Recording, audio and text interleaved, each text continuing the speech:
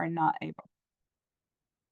Okay, so tackling scope 3 from challenge to opportunity. Laura Gustavson is a senior consultant with Sphera, has been with Sphera for 6 years, focused upon corporate sustainability. Laura has worked with sustainability teams across a range of industry sectors on sustainability strategy activities and to streamline ESG data collection and reporting, utilizing Sphera's cloud corporate sustainability software. Laura holds a Master of Science from Pontifical Catholic University of Rio de Janeiro in Sustainability, Innovation, and Strategic Management, and a dual bachelor's in Geology and Environmental Studies from Guildford College. Laura is extremely passionate about climate, sustainability, and resilience, and recently completed a certificate on the IUCN Global Standard for Nature-Based Solution. And I'll hand it over, stop sharing, and hand it over to Laura. Great. Thank you so much for that introduction, Zaina. Let me share my slides, and if someone can confirm they can see them, that would be great. Yes, we see them. Thank you. Fantastic. Wonderful to be with you all this afternoon. Thanks so much for having us. So we just got the introductions. You know who I am at this point. I'm also joined by my colleague, Youssef, who's on the call as well. Hey guys, nice to meet you all. Yes, I'm Laura's colleague on the business development team here at Sphera. My background is also in sustainability consulting, supporting companies across different sectors, including some of your own industries and their own sustainability journeys, from product sustainability to corporate sustainability, and conducting their own initial corporate carbon footprint and the like. So it's a pleasure to meet you all, and I'm looking forward to this conversation. Great. For our agenda today, we're going to be starting with an introduction. I'm going to hand it over to Youssef in just a moment to do that. And then I'll be picking up with discussing why Scope 3, how do we conduct a Scope 3 study, some of the challenges associated with completing a Scope 3 inventory. And then once we've done that, what do we do with that information? So what comes after Scope 3? Awesome. Yeah, so before we jump into actually the discussion around Scope 3, I'd love to share a little bit more about who we are at Sphera as an organization. So Sphera is the leading global provider of enterprise sustainability, risk, and performance management software and services. And what I mean by that is Sphera is known for two components: our consulting team, with whom you speak to today, as well as our software services, which touch on a lot of different business operations components, but specifically with product sustainability, supply chain transparency, and operational risk management as well. At the same time, of course, you have our consulting team, which is a series of industry experts with whom have a deep industry expertise on supporting companies in their sustainability journey and their maturity curve, both, again, at the product level and at the corporate level. And so combine those two, one other component of Sphera that you have is, of course, our data. And really what this is one of the world's largest and most comprehensive life cycle inventory databases in the world, right? As we all know, and we'll get into this momentarily, data is an integral part of conducting both a Scope 3 as well as a life cycle assessment. And so with us, you get one of the world's largest databases covering different industries, gets updated annually. It will be an integral part of your own product and corporate sustainability roadmap. It's used by other consultancies and organizations through our licensing program, but of course, with us, you get the main operator of it. So quite comprehensive. And again, Sphera supports companies all over the world, and of course across all different industries. And here are just some examples of some of the companies that we work with, depending on the different industries as well, whether it be chemicals, CPG, manufacturing, oil and gas, governments and states as well, and financial services and institutions. Right, each of those require different sort of components and tweaks to their sustainability services. But we have experts both here in the United States and Europe that can provide you with some support. You see a lot of these logos here, and what you're seeing is a lot of like Fortune 500 companies. But again, we do work with companies who are both large, medium, and small, and are able to tailor our services depending on their stage and approach to sustainability. So one way that I like to focus and articulate how our sustainability consulting team operates is through 3 and mostly 4 main components and pillars of our services, right? One, of course, is through our assessment services. And that's really where you have that entry level sort of assessment and understanding of the environmental impact of either your product or of your corporate system, right? So that's where this sort of scope 3 component comes into play. Moving that forward, we help you strategize and plan for your new priorities, your goals, and your targets, whether that be setting science-based targets, net zero targets, and the like, as well as just getting an understanding of the larger picture that you play in with climate risk assessments, ESG frameworks, and the like, and kind of going through the alphabet soup of ESG regulations and compliance efforts as well.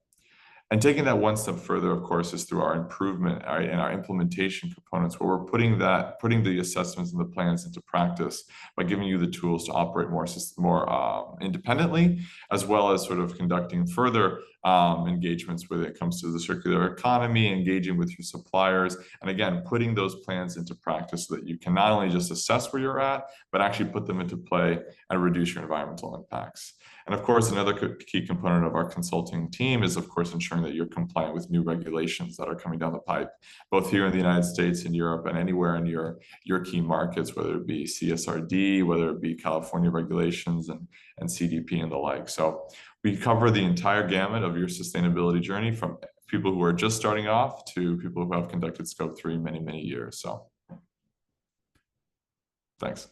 Great. Thanks, Youssef. Now let's talk about why scope 3. In order to do that, I think it's important that we take a few moments to talk about critical industry trends as well as drivers. So what are we seeing in the landscape out there when it comes to sustainability and specifically scope 3? The first thing is that net zero ambitions and expectations are becoming more and more commonplace. And so that's one component that is really driving this change towards moving towards scope 3. Additionally, there's been a heavy increase in terms of stakeholder pressure in order to disclose your ESG data. That could be from external stakeholders, that could be from internal stakeholders, that might be from lenders. There's a whole slew of stakeholder pressure that's really requiring ESG data at this point in time.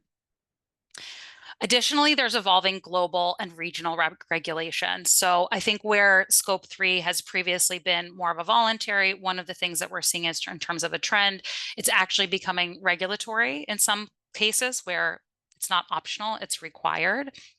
And then finally, there's more urgency to decarbonize the value chain emissions. So I think in terms of what we're seeing with the speeding up of global warming across the globe, it's an issue that people are coming into more focus, and it's a lens through which people are really putting quite a bit more emphasis on these days. And then in terms of specific drivers, so why are we seeing the customers that we work with actually engaging in scope 3? So some of that is in order to identify and manage their own risks internally and also within their supply chain. As we know, that's the key component of scope 3. Additionally, customer retention and market demand. And then finally, it also enhances brand value. So if you can report out your scope 3 emissions, that is something that actually, from a credibility perspective, definitely increases that when it comes to corporate sustainability measures. So next, let's talk about the greenhouse gas protocol. I know there's varying degrees of experience when it comes to reporting out your emissions and when it comes to not just scope 1 and 2, but scope 3 as well, obviously. So scope 1 and 2, as we know, we're looking at the emissions associated with your direct operations. So direct emissions, for example, within your fleet, so company vehicles, combusting of gasoline, diesel, et cetera. And then similarly with any buildings or facilities that you operate, any emissions, for example, burning natural gas, scope 1. Scope 2 are going to be the indirect emissions associated with your purchased electricity, steam, heating, or cooling. Now, wrapping your arms around the emissions associated with those are generally fairly straightforward, because oftentimes that has to do with the operations within the four walls of your business. Data is accessible. And even if it's not, then typically we can come up with ways to work around that with some sort of substitute for data. However, when it comes to scope 3, your indirect or value chain emissions, this is far more complex, because what we're looking at is the entire value chain within your organization.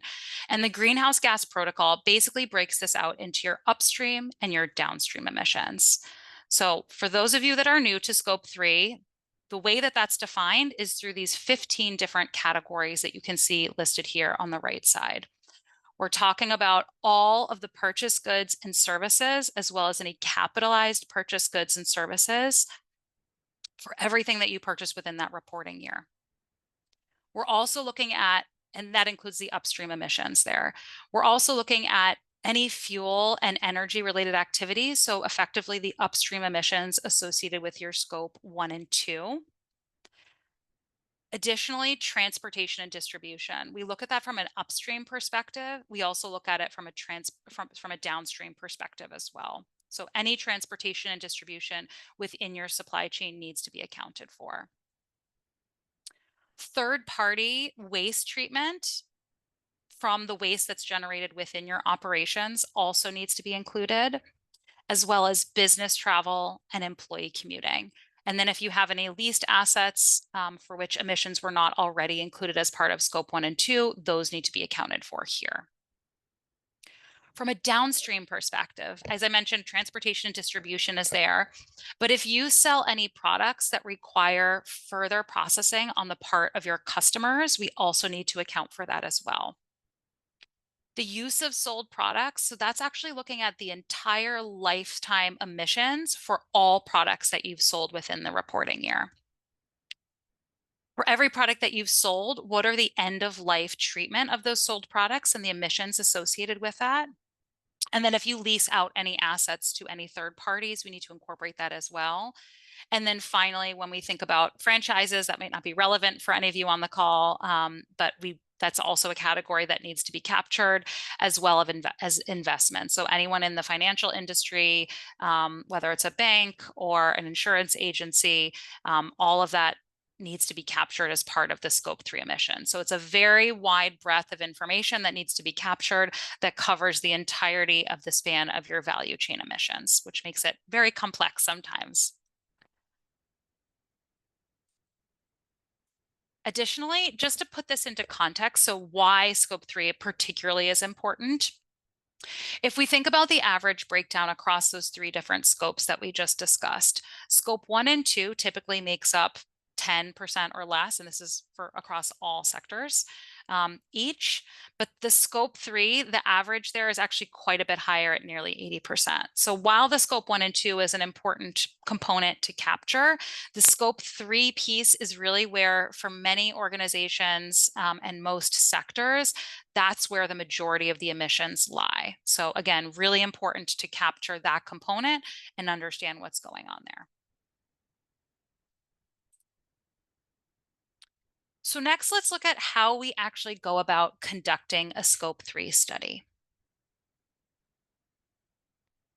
The first point to make is that not one size fits all. So scope 3 inventories are done in a very tailored way based on each of the individual companies that we work with. And one of the easiest ways to think about that is the why, to answer that question, is to look at this example here from the CDP, which basically looks at the percentage of scope 1, 2, and 3 emissions by sector. And the first thing that you can see here is that this varies wildly from sector to sector. So for a sector such as cement or electric utilities, steel, paper and forestry, transport services, the majority of their emissions actually sit within scope 1 and 2. However, there's many other sectors rather where the majority of their emissions are going to be really focused on the scope 3 piece. So if we think about chemicals, financial services is key here, food and beverage, the transportation here, those are sectors where scope 3 is going to be the largest portion. And then if you even were to dive into this a little bit farther, you would see that the breakdown between those different scope 3 categories is going to vary.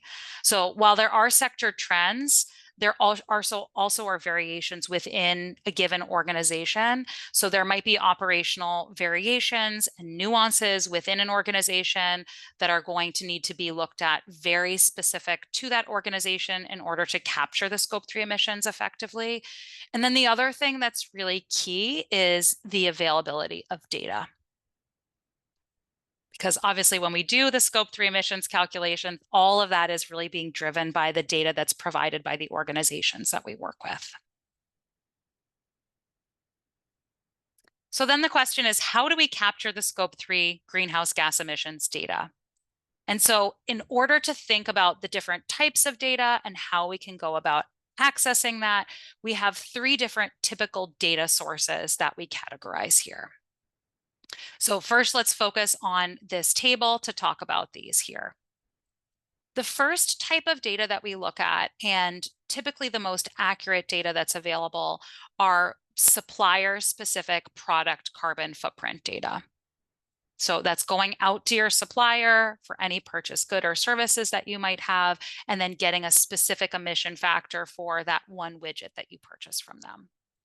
Now, this typically is, from an advantage perspective, the most accurate approach because it's going to reflect more precise cradle to gate greenhouse gas emissions that are specific to your supply chain. However, the disadvantage with taking this approach is that in order to scale it, you're talking about very detailed supplier engagement. So you may be working with many thousands or tens of thousands of suppliers that you need to engage with. And that can, as you can imagine, be a very cumbersome task. There's also risk of non-responsiveness on the part of suppliers, which we also see as well. And then the other piece that's key is that the data that you receive from suppliers needs to be reliable and defensible. So just engaging with suppliers that have that accurate data. The next type of data that we look at from a quality perspective would be product lifecycle assessment databases. So Youssef mentioned that we have some of our own internally. There's also there's a wide variety of different types of lifecycle assessment databases that are available. The advantage of taking that approach, so we would look at physical quantities for data that you would provide. And then this really is a highly scalable approach that is more accurate than a spend-based data, which we'll talk about in just a moment. And potentially it's simpler to implement than the supplier-specific product carbon footprint data because you're not reliant upon the supplier data in this case. Now, the disadvantage is that the value of the product lifecycle assessment data is really going to be dependent upon the quality and scale of the databases that are used. Finally, the third type of data that we think about when it comes to scope 3 is typically going to be focused more on spend-based data. So the advantage of this is that it is the simplest approach to implement, and all organizations have this, so they know how much they've spent on whatever the purchased goods and services are for that particular reporting year. The disadvantage of that is that the emission factors that we use are highly aggregated. Sometimes they're outdated. And the other really sort of problematic approach with the spend-based over long periods of time is that if you wish to set any sort of decarbonization goals, given that you're just looking at the spend as an input, the only way to reduce your carbon emissions are to effectively spend less, which we know is not a reasonable expectation of organizations necessarily. So while we can take that approach over time, it's not necessarily one that we would recommend. But perfectly acceptable for year 1, 2, or 3. And also we'll talk about, kind of different hybrid approaches as well. Now, Sphera conducted or published a report earlier this year that included some results associated with a survey that was conducted. So you can see some of those results here just to give you a sense of what our customers shared with us about the quality of data that they currently have access to. So you can see that split here in this pie chart based on those 3 different data sources that we just discussed. So then the next question is, what does good look like, right? We just talked about these different data quality components. And the thing is that, again, no one size fits all. So there are a variety of different approaches that we can take. And even within a given company, we may employ all 3 of those different data types. So let's think about what good looks like, because every journey within corporate sustainability, and as particularly within scope 3, starts with a single step. It's an ongoing process. It's not something that you do once and you're done. It's an evolution. So typically for organizations that are in the earlier stage of looking at scope 3, maybe they've never done it before, maybe they're thinking about doing it, is really looking at and focusing on the spend-based data as a way to leverage the information that you currently have accessible, and then to understand the scope 3 categories that are relevant to you and your business. And that's really important because what it does is it provides an initial area of focus so that you can understand kind of where those hotspots are moving forward. From a mid-level perspective, we would take more of a hybrid calculation approach. So you're still going to have some spend-based data, and maybe that's mixed in with some life cycle assessment data, where you have those physical quantities so that for your key hotspots, we can start to hone in and gather a little bit more accurate methodology for those key components. So again, it's a focus on improved data quality and perhaps even some supplier outreach at that point. For those that are more mature on their sustainability journey with scope 3, that's organizations that have established reduction goals and targets. Perhaps they're working with product carbon footprints that they've collected via supplier engagement. They're looking at decarbonization that's already embedded into their overall operational and supply chain strategies. So that kind of gives you a sense for what that progression looks like. And again, it's less about where you are on that progression and whether or not you're ready to get started, right? So the important thing is just that progress is happening. But if you're at the early stages, there's really no issue with that whatsoever. And all of these are defensible approaches that we can take in terms of public reporting. So let's think about from conducting a greenhouse gas study, what are some of the project steps that we go through here? So just to give you an idea of what a typical project might look like, usually at some point, somebody has secured organizational support. So those business goals have been defined around scope 3. We would work with you to define or to design your carbon inventory, looking at the different accounting reporting principles that we just briefly touched on at the beginning. If you haven't already set organizational and operational boundaries, as well as a base year, we would work with you to do that. Identify where those sources of greenhouse gas emissions are within your value chain, prioritize and screening perhaps, and then working with you to gather your data and finally calculate those emissions. And then moving forward, that looks like potentially getting third-party verification, as well as reporting out your carbon footprint, and then finally leveraging those to set emissions reductions targets.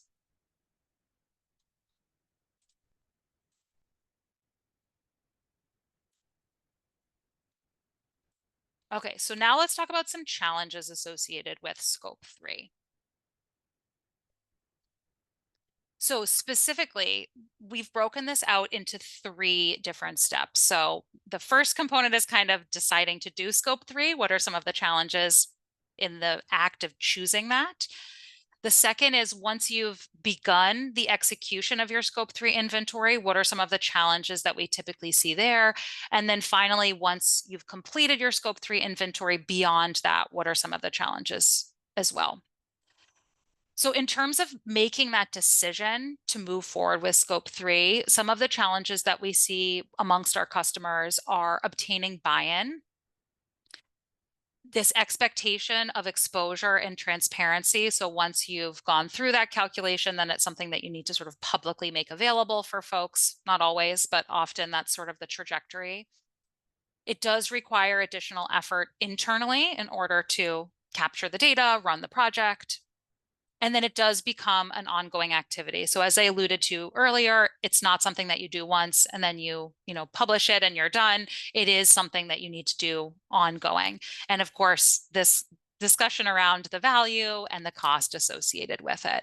So in terms of addressing many of those challenges, particularly with the key stakeholders internally, I think what we see as solutions for that, a lot of that really heavily relies on some of those different drivers that we talked about at the beginning of the presentation. So what are some of those critical industry trends? What are the benefits that our customers are seeing? And being able to make that strong use case towards the internal leadership that might require buy-in there. As far as project execution, some of the challenges are that when it comes to the data collection, there is additional time associated with that activity.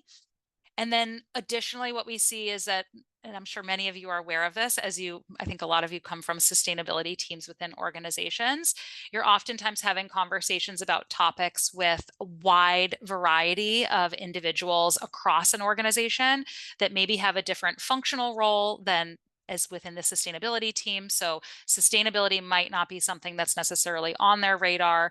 And so identifying who those correct stakeholders are internally or data owners are so that you can engage them and bring them into the process effectively. Finally, availability and quality of data is something that we see as a challenge often as well. And then once you get to the point where you're engaging your supply chain, that can be a cumbersome task. So how can you really focus that and isolate that for the key components there? And in terms of addressing those challenges, that's something that, because from our perspective, something that we're very aware of. And so we work in different components of the project to support our customers along the way. And then from a beyond scope 3 perspective, the nature of the scope 3 inventory is that it's very dynamic. So there should ideally be improvements year over year, kind of as we looked at the different maturity trajectory in a previous slide. And then how do you translate that into decarbonization actions? That can also be a challenge. And that's something that we also help customers with. Pointing back to that same survey that we previously shared, I wanted to give you some additional context to those challenges that we just discussed there. So what you see here is, again, this results of this survey that we did earlier this year. There are a wide variety of challenges that can make collecting data, calculating and reporting scope 3 emissions difficult. And the drivers behind those do vary from organization to organization. So you can see, based on this survey, some of the key challenges there were external data availability and quality, availability of life cycle emission factors, internal data quality, and the complexities sometimes associated with calculations. Additionally, internal availability of data and the management of it, different requirements for different jurisdictions. So from a regulatory perspective, or there's variations geographically. And then limited visibility sometimes into how sustainability data rolls up, as well as lack of internal expertise, capacity, or budget. So those are some of the challenges that we see associated with the scope 3 inventory work that we do and across the market. So then the next question is, what do we do once we've addressed these challenges? We've completed our scope 3 inventory. Where do we go from there? Sustainability, and particularly scope 3, is an ongoing journey. So it's a multi-year continuous improvement process, and that's really going to be driven by the data refinement. So once you have done it once, and the first year is always the hardest because when we do new things, it's hard sometimes. But the data quality improvements over time, that's something that really is important just in terms of being able to refine that approach. Once we have the additional refinement and quality within the data, we can employ improved methodologies that's going to give you better visibility into what's going on within your supply chain, and then also improved accuracy around where those levers are that are going to allow you eventually to decarbonize. Something else, just in terms of that ongoing journey piece, is sometimes it is required that you rebaseline if you have an acquisition, if you have a divestiture, if you have expanded your footprint more organically within your organization. It may be that you need to rebaseline your scope 3, particularly if you're using that for something like a target or a goal around decarbonization. And again, it's a circular process here when it comes to your scope 3 and then how that impacts your decarbonization journey. Because as we know, scope 3 is really the largest, typically the largest emissions component or percentage of your overall emissions. They are dynamic. They should improve over time as those data quality and methodologies improve. So just to sort of refine that even further, when it comes to the scope 3, it's very much this sort of iterative process that we take. You complete scope 3 inventory the first year. That's going to help you identify your hotspots. Once those hotspots are identified, we can work to identify potential decarbonization levers so that you can set a strategy around decarbonization, utilizing the scope 3 inventory, and then around that have a very targeted engagement with key suppliers and customers so that you can go back to them, obtain data from them, monitor the work that they're doing. Ideally, they're also working on decarbonization projects themselves, which is ultimately going to decarbonize your value chain too. And then finally, just in terms of next steps, so what do we do beyond scope 3 and how can we leverage that? So decarbonization strategy development is key. And once that strategy's been developed, you can also set targets and goals around that. And even further, with those targets and goals, you can do that in alignment with something like the Science-Based Targets Initiative, which is publicly disclosed information. You set a public target and you are able to monitor and report progress against it. We also have public reporting, and then finally the regulatory component. So for organizations that are subject to CSRD or the California Senate Bill 253 as well. So that kind of covers everything that we wanted to talk about here in terms of scope 3, and we'll pause there for questions. Thank you, Laura. We have a few questions in chat, and I'll give you a chance maybe to address one while Abby, I want to invite Abby Webb, the VP of Sustainability from Casella, who have been working on their scope 3. Abby, you could share your screen if you want to, and I'll give Laura a chance. Did you want to address a question or so before we go into the case study?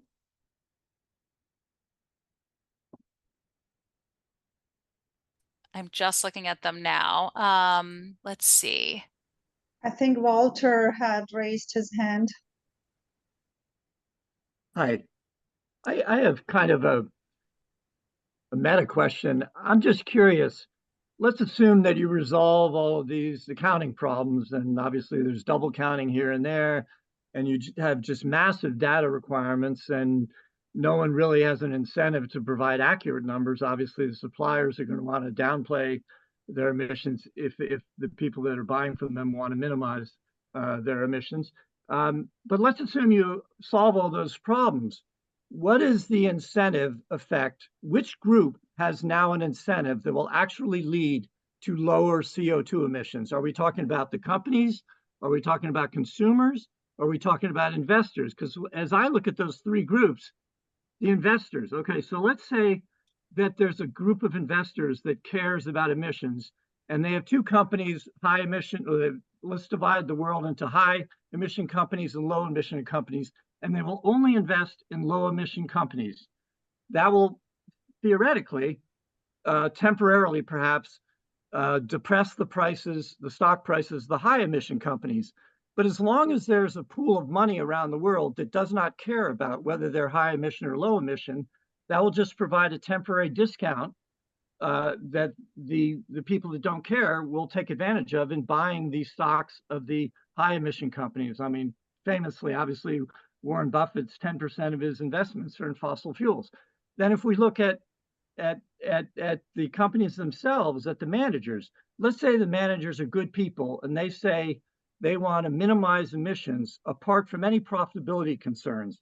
And obviously that's really at the expense of profitability, because if you could minimize emissions without affecting profitability, climate change would not be a problem, right? We'd have emissions just plummeting around the world as companies naturally sought higher prices by reducing their emissions. And obviously that isn't happening because minimizing emissions costs profits. So let's say of these great managers, socially interested managers who do try to reduce emissions, aren't they eventually going to get fired by their investors because their stock returns go down? So Walter, just to address all the questions and go on to the case study, I'm going to put your okay. Let me just finish as a motivation of why consumers would you buy on price.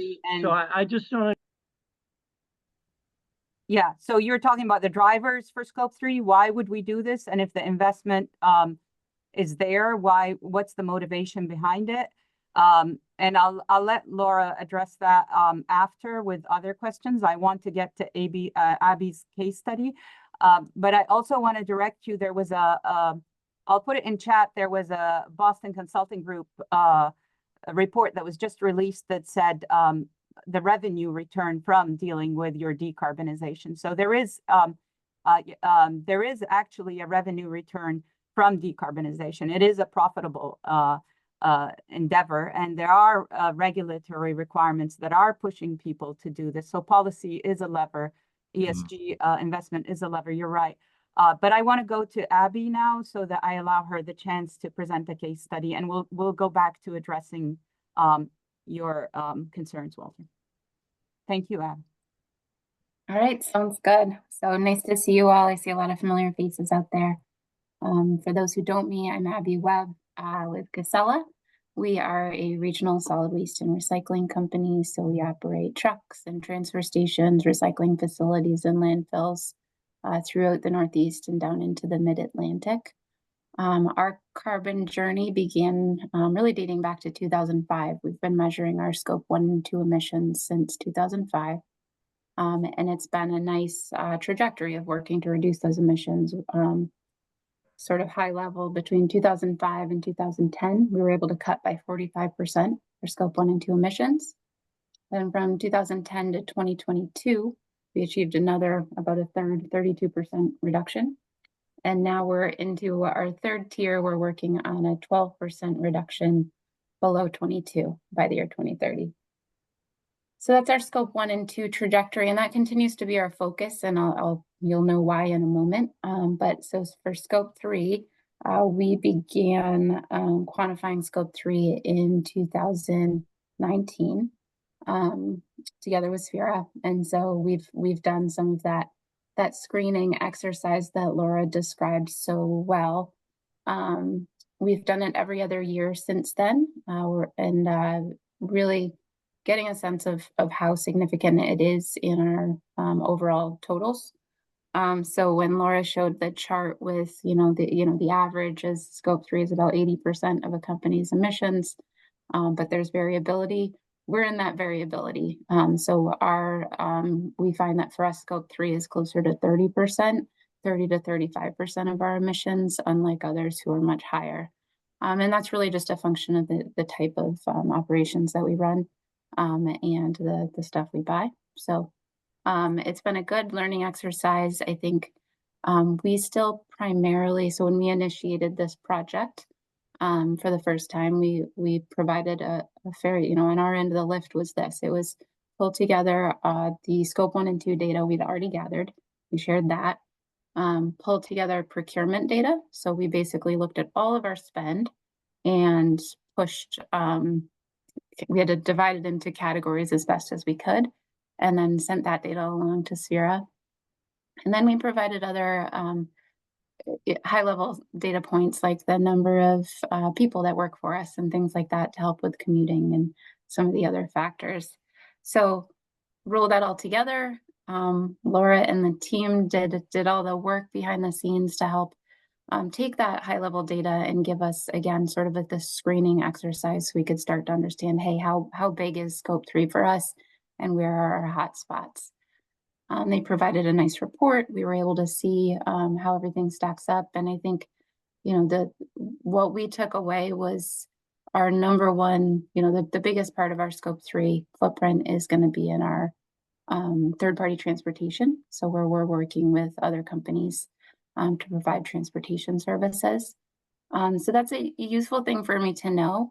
I also know that scope 1 is still my biggest lever, sort of in our, I guess, Walter, you would count us as, I guess we're those managers that want to do the right thing. And so we're looking at how we can, what levers we have as an organization to reduce emissions and protect the climate.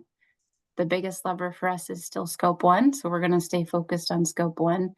But it's helpful for me to know that within scope 3, those third-party transportation contracts are going to be one of my next levers. So we are just getting ourselves organized around how we would approach that group of suppliers and start to work on, how much can we really do to influence their decisions to help start to reduce that portion of our scope 3 footprint. I'm just skimming through my notes to see it. I think those were really the high level points that I would make. So yeah, why don't we open up and go to more questions and discussion? Yeah, and I have questions in the chat that I would like Laura to address.